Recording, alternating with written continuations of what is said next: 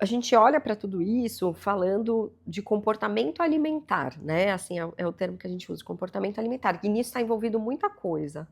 Está envolvido, por exemplo, a estrutura de alimentação. Por exemplo, se você é uma pessoa que para tomar café da manhã, almoçar, fazer um lanchinho, jantar, tem muita gente que não para fazer isso, percebe? Come na frente Tipo, do computador. e às vezes pula a refeição mesmo, tá trabalhando, não para. Então, isso já é uma coisa assim super básica e que muita gente não faz. A gente chama isso de desorganização, né? Então, esse é um aspecto. Quando a gente vai avaliar um comportamento alimentar da pessoa, isso já é uma coisa super básica que a gente olha e que às vezes a pessoa nunca parou, né? Realmente para pensar, nossa, é verdade, né? Eu preciso fazer todas essas refeições para estar bem, né? Para conseguir, tipo, viver. Então, já começa daí.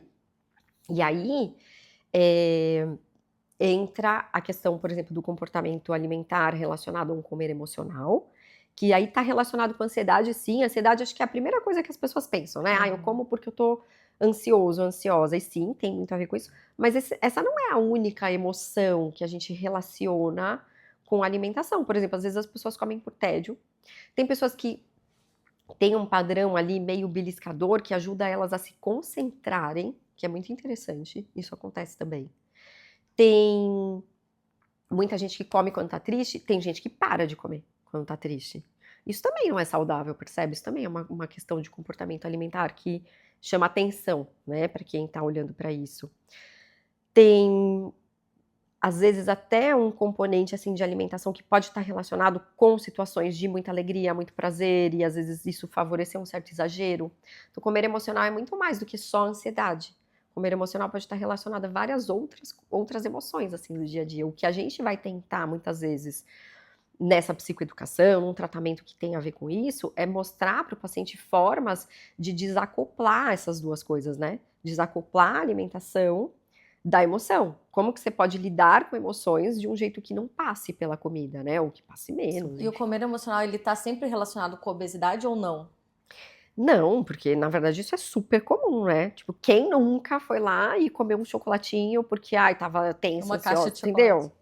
Eh, Na verdade isso é muito, muito, muito comum, né, essa questão de comer relacionado a uma emoção é super comum, mas, claro que se for algo que acontece com muita frequência, é um dos padrões relacionados à obesidade, entendeu? Um dos padrões de alimentação que quando é muito marcado, pode sim estar relacionado com o surgimento de um sobrepeso e uma obesidade.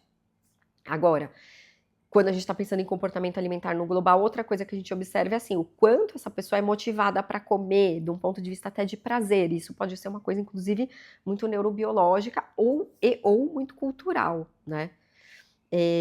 Tem famílias, por exemplo, que valorizam muito, né, a alimentação, tem sempre, tipo, uma sobremesa maravilhosa para comer depois do almoço, que isso é uma coisa muito importante, de um ponto de vista cultural para aquela família e que de uma certa forma também acaba sendo uma motivação de se alimentar por prazer, de buscar muito prazer na alimentação em detrimento, por exemplo, de outras coisas, tipo atividade física, ou ler um livro legal, ver um filme legal, não sei, né, outras coisas que poderiam também trazer uma satisfação, não tem tanto, tem muito relacionado à comida, e isso também é uma coisa que a gente observa, né, quando está avaliando o comportamento alimentar e é algo que interfere muito também, às vezes com obesidade, né.